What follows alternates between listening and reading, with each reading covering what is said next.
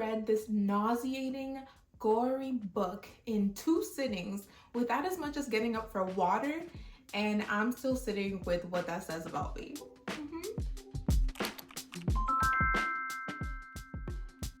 Before I get into it, there's one thing that you should know about me, and it's that I love a dark and twisty story. I'm talking 1984, dark and twisty, yes, but more like Brave New World, orgy porgy, forward and fun kind of twisty, like Perfume, Handmaid's Tale kind of twisty, like the ones that make you want to look away. Like if you think about a movie, I'm thinking like The Substance, Platform, Snowpiercer type of dark and twisty. I say with no shame that my longest list on Fable of TBR is called dark and twisty. But even this book was a lot for me. Not enough for me to put it down, clearly, but moments that definitely made me pause. Before I tell you what the book is about, you should know that I had no idea what I was actually getting into before I started reading. Like, I knew that it was a dystopian, and I knew that it involved cannibalism, and I knew that the author was Latina, and that was enough for me. I was like, yes, please sign me up. And honestly, I don't regret that experience at all, but to give you a little bit of a preview of this book, in this bleak future, a supposed extinction level event has spread through animals. The solution?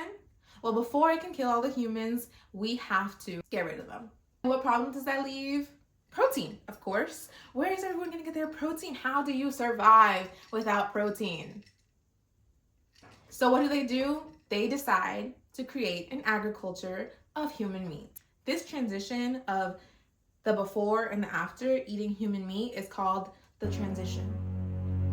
And y'all, I could not put this book down from the first chapter. Like, some books take your hand and they gently guide you through this like world building beginning, and you know, it's like a small little tour, it's nice and cozy. No, none of that in this book. This book sits you down, it puts like a little thing on your eyelids to keep them open, and it forces you to consume everything without blinking, okay? You are in it from jump. And what's more immersive than sitting down on your couch and watching TV? And what happens when you watch TV? An ad, of course. In this world, in the first chapter, you watch like a 50s style ad of a woman who is preparing a meal for her family, and she's doing so with so much pride. And she's like, I only serve my family the best special meat. It is human meat. It is human meat. And it continues like this. We follow the main character, Marcos Tejas, who is this like second in line guy at this meat processing plant where they receive shipments of alive humans and turn them into a product. And so Marcos has this like inner moral dilemma of being a part of this problematic ecosystem, but also hating it, but also needing it for his survival or whatever. And y'all, following Marcos was a complete ride. The entire first half of the book is like this. You kind of follow him as he goes to these different vendors and has different interactions with him while also going through this moral dilemma. And so, like I said, this story doesn't gently hold your hand and introduce you to this world. You are in it, you are a part of it, and you are living it. And as a vegan, I could not put it down. And I think that I questioned myself about that a lot because I know that a lot of people are uncomfortable. Maybe it's because I already see the world like this, but as you're kind of like going through this world and getting to see how the meat is produced, how it is processed, how it is sold, the good quality meat versus the bad quality meat, I kind of saw all of that and I thought, this is how I look at animal agriculture, if I'm honest.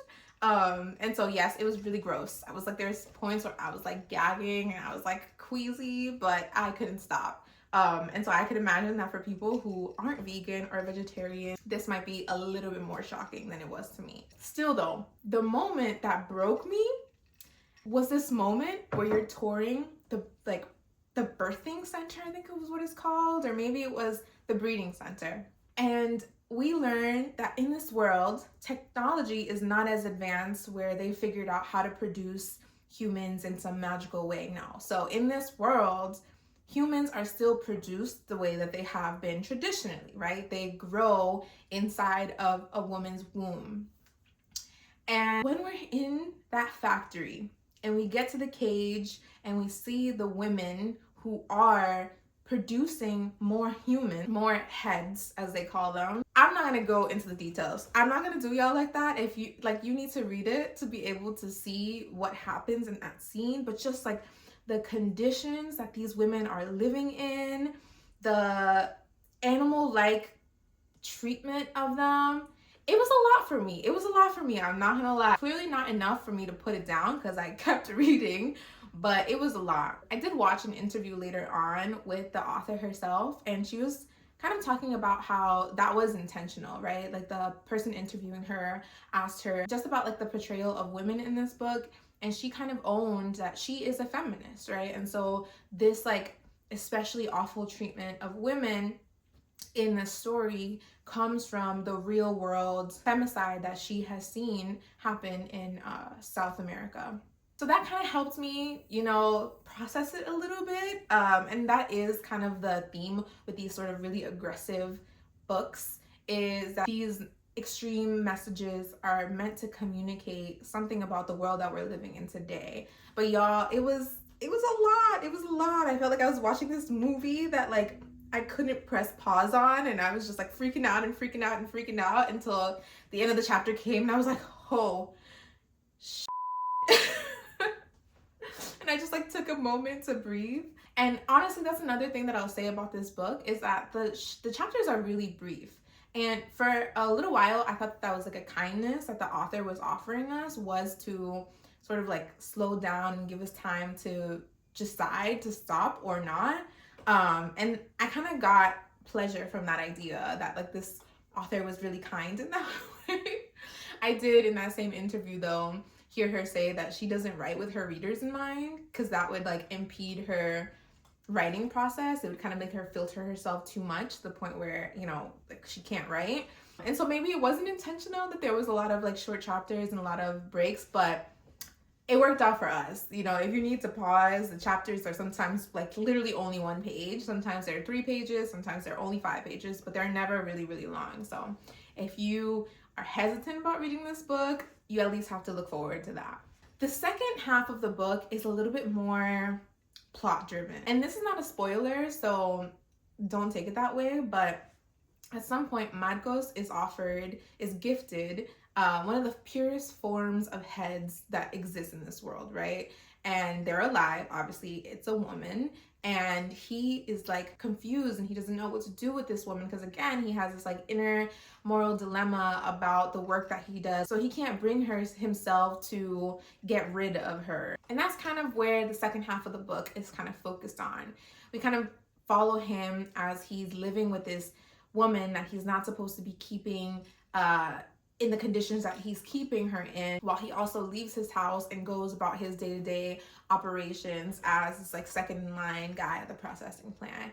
And we also meet some really awful characters that I think really spoke about just like greed and capitalism and just like evil for evil's sake. But y'all, this book, page turner, could not put it down.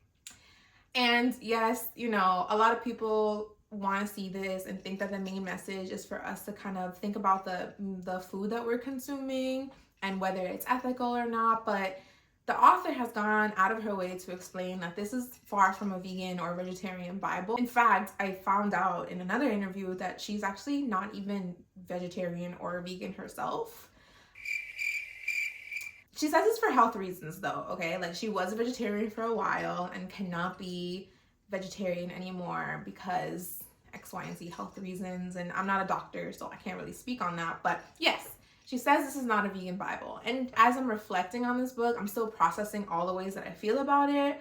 But I know that this story is way more than about the vegan diet. It's a story about what we believe and why we believe it. It's a story about what we consume and what consumes us. And it's also a story about propaganda, about language as a tool for manipulation, and overall about moral ambivalence. When I think about the overall theme of this book, I think about one quote in specific, which said, "After all, since the world began, we've been eating each other.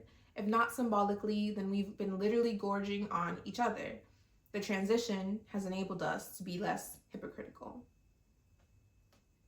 If you're a weirdo like me and are in the mood for something horrifying with a lot of shock factor, this might be the next book that you have to pick up. The writing was captivating. Throughout the book, Agostina Masterica uses words like sharp or like slice or pierce in places that aren't even necessarily talking about the meat itself or the processing plants or the breeding centers or whatever, this ecosystem.